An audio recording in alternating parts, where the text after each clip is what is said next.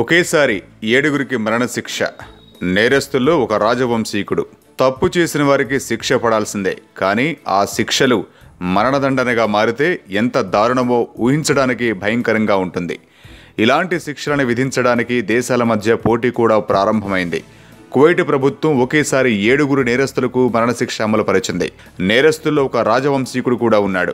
చట్టాలను అమలు చేసే విషయంలో తాము కూడా సౌదీ అరేబియాకు ఏమాత్రం తీసిపోమని ఒకేసారి 7గురి నేరస్తులకి మరణశిక్ష అమలు పరిచింది. వీరిలో ఒకరు రాజవంశీకుడు కూడా ఉన్నాడు.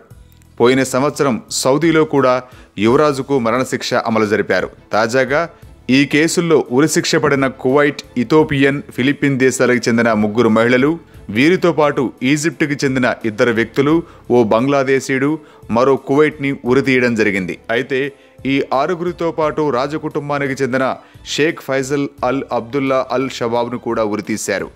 7గురు నేరస్తులకు బుధవారం కువైట్ కేంద్ర కారాగారంలో మరణశిక్షను అమలు జరిపారు.